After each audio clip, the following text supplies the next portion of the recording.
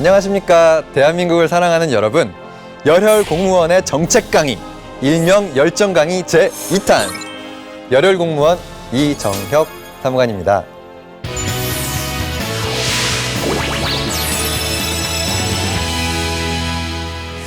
지난번에 세법 개정 강의 때 보여주신 관심 정말 감사드립니다. 자, 오늘은 2015년 예산안에 대한 아주 쉬운 설명 한번 준비해봤습니다. 여러분의 소중한 세금으로 나온 2015년 예산안, 어디에 어떻게 얼마나 쓰이는지 지금부터 전격 탐구 들어갑니다. 먼저 예산안이 뭔지 알아야겠죠? 자, 제가 한 가정으로 예 한번 들어볼게요. 쥐꼬리만한 이 남편 월급 가지고 콩나물도 사고 애들 학원비도 내고 이것저것 다 쓰다 보면은 끝이 없잖아요. 그래서 이제 아내가 남편한테 이 수입이랑 돈 쓸 때를 미리 감안을 해가지고 허튼 데 돈 쓰지 말고 이렇게 풍족하게 살림을 하려고, 여보 내년에는 여기다가 이만큼을 써봅시다 라고 이렇게 보여주는 거죠. 이게 바로 이 2015년 예산안입니다. 하지만 이 예산안 딱 받은 남편이 펄쩍 뜁니다. 아이 월급도 별로 안 늘었는데 뭔 돈 이렇게 많이 써? 공감하시죠? 실제로 올해 예산안이 아주 많이 늘어났습니다. 정부가 이번에 최대한 확장적으로 편성한 내년 예산은 무려 376조 원입니다. 이 올해보다 약 20조나 늘었고 당초 계획보다도 8조나 더 늘어난 예산인데요. 10만, 100만, 1000만, 20조 얼마나 큰지 잘 감이 안 오시죠? 제가 알려드릴게요. 2천만 원짜리 자동차 있잖아요. 이걸 100만 대나 살 수 있는 돈입니다. 이렇게 엄청나게 확장해서 편성한 이유, 이거 왜 그런 걸까요? 그거는 최근에 내수 부진이 이렇게 장기화되고 있다 보니까 혹시 이 90년대 일본처럼 잃어버린 20년 닮아가는 거 아니야? 이렇게 많은 분들이 걱정을 하고 계시는 거 알고 있습니다. 보십시오. 성장률, 물가, 세입.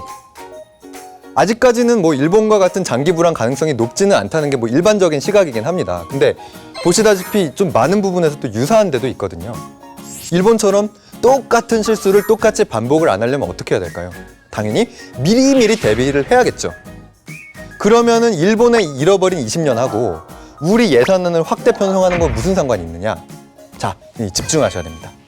여러분, 골든타임이라고 들어보셨죠? 응급상황 인명구조의 골든타임은 단 1시간이라고 하고요. 비행기에서 비상 상황이 발생했을 때 승객을 탈출시켜야 되는 골든타임은 90초밖에 안 된다고 합니다. 일본이 경기 침체의 늪에 이렇게 빠져버린 거는 바로 이 골든타임에 제대로 제때에 대처를 못했기 때문이거든요. 경기 회복 불씨가 완전히 이게 다 꺼져버린 다음에 아무리 심폐소생술을 하고 전기 충격을 한다고 다 죽은 경기가 다시 살아날까요? 안 되죠, 안 되죠. 정답은 안 된답니다.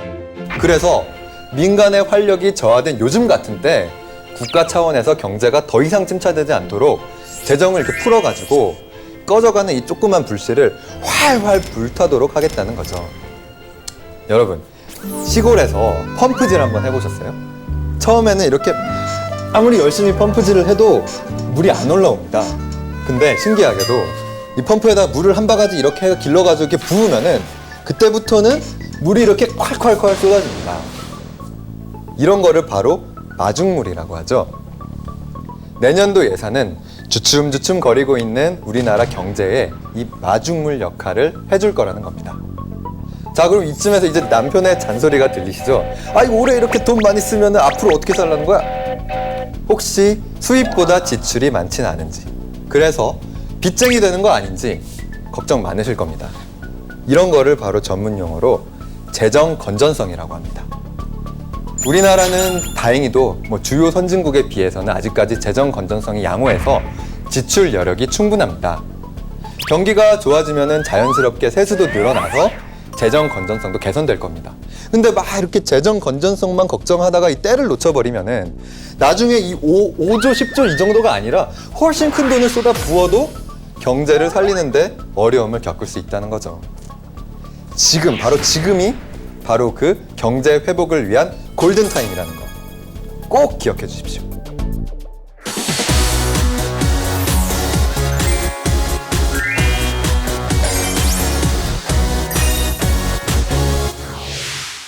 열정 강의 2015년 예산안 전격 탐구, 맞춤별 예산 사용법 준비해봤습니다.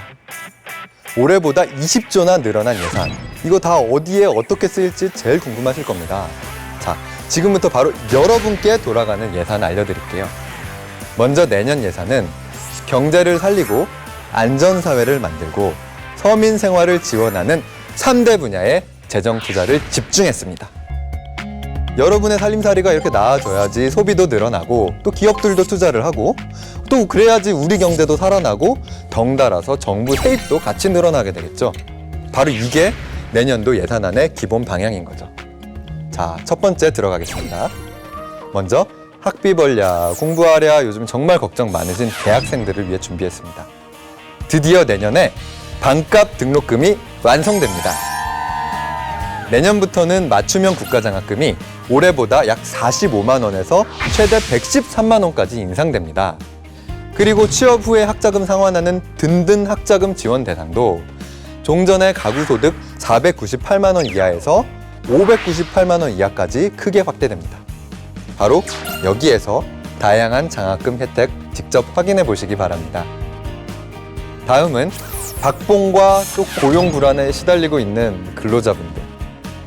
내년에 특별히 근로자를 위한 생활안정 3종 패키지를 마련했습니다.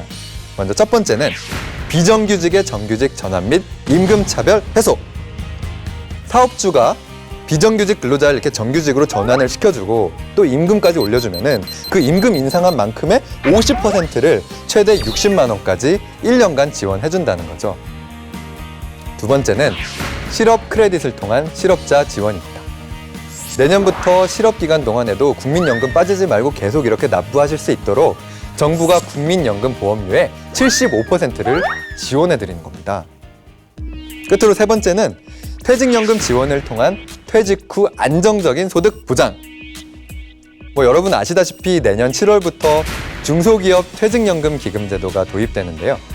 이 사장님들이 한 분도 빠짐없이 모두 이 퇴직연금 기금에 가입하실 수 있도록 사업주 부담금의 10%랑 운용수수료의 50%를 정부가 대신 내드리겠다는 겁니다. 근데 이렇게 근로자들만 챙기고 요즘 진짜 힘드신 우리 골목가게 사장님들 상황 모른 척 할 수 없잖아요. 그래서 내년부터는 소위 소상공인 시장진흥기금을 새롭게 만들어서 소상공인 분들과 또 정말 힘드신 자영업자 분들을 위해서 무려 2조를 지원할 계획입니다. 특히 아무리 벌어봤자 여기서 떼가고 저기서 떼가고 내 손에 남는 거에 하나도 없어, 장사할 맛 하나도 안 나신다는 분들 많으시죠? 정부가 최소한 이자 부담이라도 낮춰드리고자 기존의 20%가 넘는 고금리 대출을 7%대 저금리 대출로 전환해주는 대환 대출을 새롭게 만들었습니다. 이렇게 하면은 1인당 연평균 500만 원이나 이자 부담이 경감된다고 하거든요. 그러니까 꼭 잊지 말고 확인해 보셔야겠습니다. 다음은 직장 생활과 또 애 또 키우랴 몸이 2개여도 모자란 우리 워킹맘들을 위해 준비했습니다. 국공립 어린이집을 무려 171개나 새롭게 만들고 또 내년에 110개 직장 어린이집의 설치를 지원을 해서 회사 내에 직장 어린이집이 충분히 만들어질 수 있도록 했습니다. 게다가 양질의 시간제 일자리까지 아주 대폭 확대했습니다. 그리고 또 엄마 혼자 또는 또 아빠 혼자 아이를 키우는 한부모 가족분들 계시죠? 이분들을 위한 아동 양육비도 올해 연간 84만 원에서 내년에는 120만 원까지 크게 올렸습니다. 그리고 하나 더! 내년부터는 산모, 신생아, 건강관리사분들에 대한 지원을 아주 대폭 확대를 했고요. 또 원래부터 이제 무료로 예방접종 해주고 있었던 이 BCG, 비형간염, 수두, 일본 뇌염 등에 이어서 내년부터는 A형 간염도 무료로 예방접종 해준다고 하니까 꼭 기억하셔야 되겠습니다. 자, 이제는 어르신들입니다. 어르신들, 이제는 더 이상 생계 걱정, 병원비 걱정 이제 안 하셔도 됩니다. 나이는 숫자에 불과하다. 여전히 일하기 희망하는 어르신들 많으시잖아요. 내년에도 정부에서 총 33만 7천 개나 일자리를 만들었습니다. 내년 1월부터 3월 사이에 가까운 주민자치센터나 노인복지관 등에 가셔서 신청만 하시면 됩니다. 이에 더해서 다들 아시다시피 기초연금도 1년 내내 매달 최대 20만 원씩 지급되잖아요. 그리고 내년부터는 동네 병원 어디서나 다 무료로 독감 예방 접종을 받을 수가 있으니까 어르신들 이제는 불편한 몸 이끄시고 멀리 있는 보건소까지 이제 진짜 안 가셔도 됩니다. 여러분, 얼마 전에 있었던 송파 세모녀 사건 기억하시나요? 이제 이런 사건은 대한민국에선 더 이상 일어나서는 안 됩니다. 바로 정부의 손길을 가장 필요로 하는 저소득층 분들을 위한 예산입니다. 먼저 통반장, 우체국 집배원, 또 야쿠르트 아줌마와 같이 동네 사정을 아주 잘 알고 계시는 분들과 함께 발로 뛰면서 우리 주변의 소외계층을 찾아내고 일시적인 생계 곤란을 겪고 있는 위기 가구에 대해서도 월 110만 원의 긴급 생계비 등을 지원하게 됩니다. 또한 저소득 탈출을 위한 목돈 마련 기회도 늘렸습니다. 바로 희망 키움 통장이라고 하는데요. 자, 이거는 예를 들어 볼게요. 제가 진짜 어려운 상황에서도 힘들게 일해가지고 매달 통장에다가 10만 원씩 저축을 하면은 정부도 10만 원씩 같이 저축을 해줘가지고 총 20만 원씩 쌓이게 해주는 제도라고 합니다. 이런 제도가 있다니 진짜 놀라셨죠? 이 밖에도 보다 손쉽게 생계급여를 받을 수 있도록 부양 의무자 기준을 아주 크게 완화를 했고 또 겨울에 따뜻하게 지내실 수 있도록 내년부터 새롭게 에너지 바우처를 도입해서 연료 구입 비용도 지원하게 됩니다. 자, 2015년 예산안. 이렇게 우리 경제 곳곳에 경기 회복의 불씨를 기우고 국민들의 생활이 확 안정될 수 있도록 사용될 예정입니다. 하지만 아무리 예산안 잘 만들어 놔도 국회 통과 못하면 돈 한 푼도 못 쓰잖아요. 정부가 열심히 준비해서 제출한 이 경제 민생 법안들이랑 같이 예산안도 하루빨리 국회 통과될 수 있도록 국민 여러분들께서도 정말 많은 관심 가져주시면 감사하겠습니다. 더 알고 싶으신 분들은 저희 기획재정부 홈페이지를 방문하시거나 아니면 포털 사이트에 2015년 예산안이라고 쳐주시면 됩니다.